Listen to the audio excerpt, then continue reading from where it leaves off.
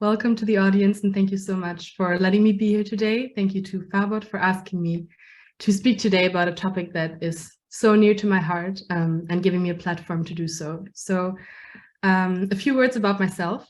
I'm Lale. I'm a student of psychology.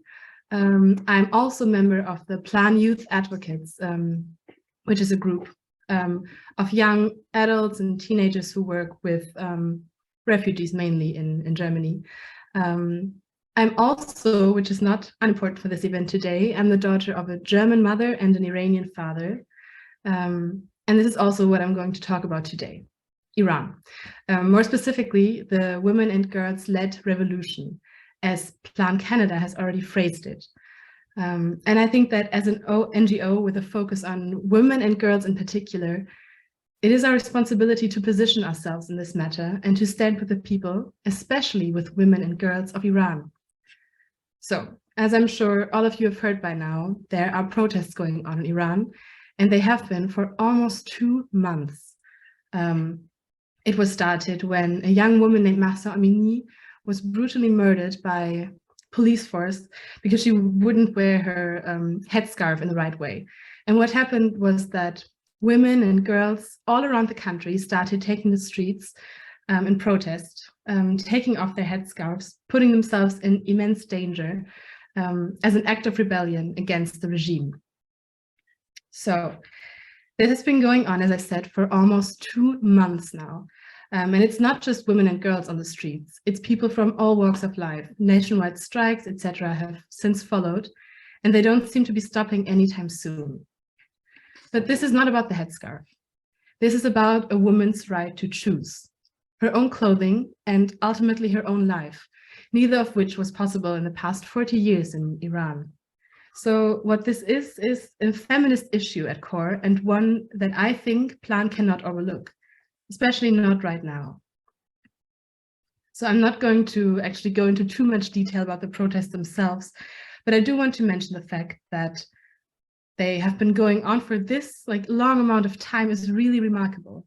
And that is because the Iranian regime is known for being extremely brutal, for, arresting protesters arbitrarily, for putting them in jail, for beating them, and even for killing them. Actually, I think the current death toll is estimated to be about 300. So 300 innocent people, mostly women, killed for protesting for their basic human rights. And actually, in other very sad news, just 5 days ago, the majority of the Iranian parliament voted in favor of death penalty for protesters who are currently in custody. And just so that you know what we're talking about here, those are estimated to be about 10,000 people. So 10,000 innocent people who may or may not be facing death penalty. So as you can see, the Iranian government will do everything in its power to preserve its power.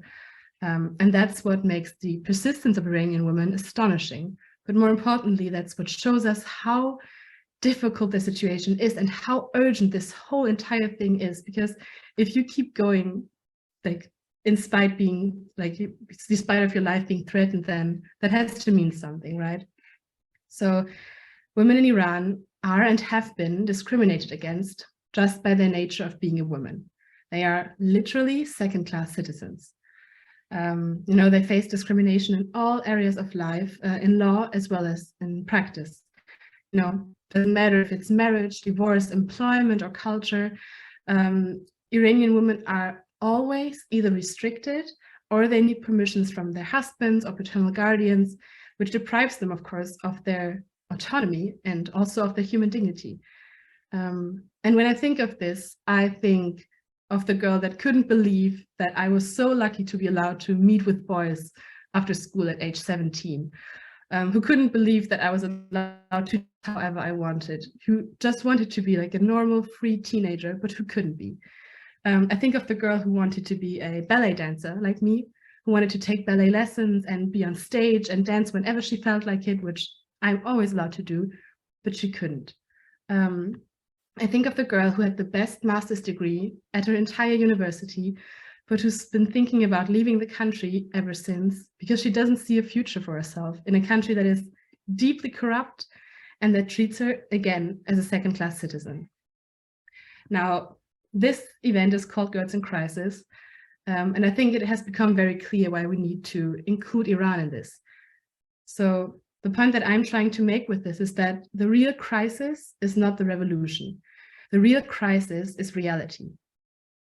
And the thing is with this, the way out of this crisis is already there. It's already being shown to us. We don't have to invent it. You know, women and girls in Iran are already raising their voices and showing us the way.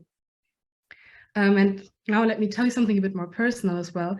I was actually on the phone yesterday with my father, and he told me something that I would like to share. So my father has also been a prisoner of the current regime in the past, and he said that the worst part about being in prison is feeling like you're trapped inside and the outside world doesn't care. Nobody notices. Nobody can hear your voice.